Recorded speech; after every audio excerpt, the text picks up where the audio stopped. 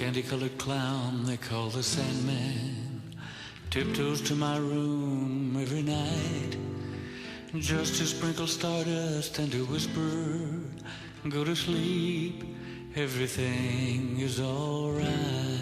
Alice Newman had just come home from a night out with her friends.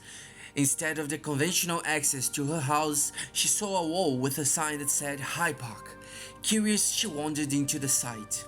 Despite the fact that she had come home at night, the sun shone like never before, and her first glimpse of the so-called park was breathtaking. Upon looking to her left, Alice caught sight of a most beautiful tree, under which stood a bunch of people. She assumed they were people due to the shapes, although she couldn't quite make sense of the faces. She kept on walking and came across a lake.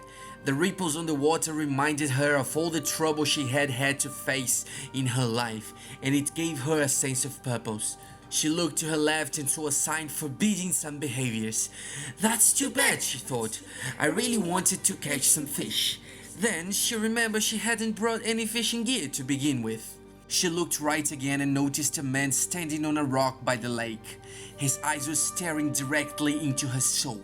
She felt a warm sensation of comfort running down her spine. The man opened his mouth, but no words came out. He nodded to the ground. Alice looked down and saw a mallard. The duck seemed weirdly pompous, as if posing for the pictures people were struggling to take.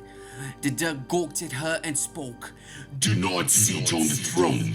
She found it weird, for ducks don't usually talk.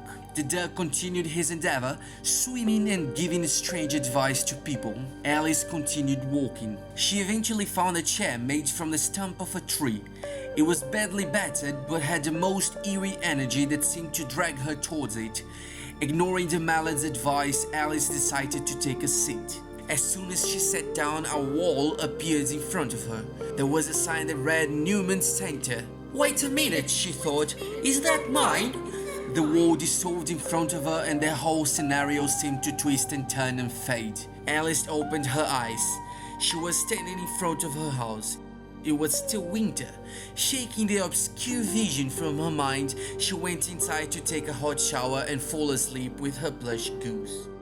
I close my eyes, then I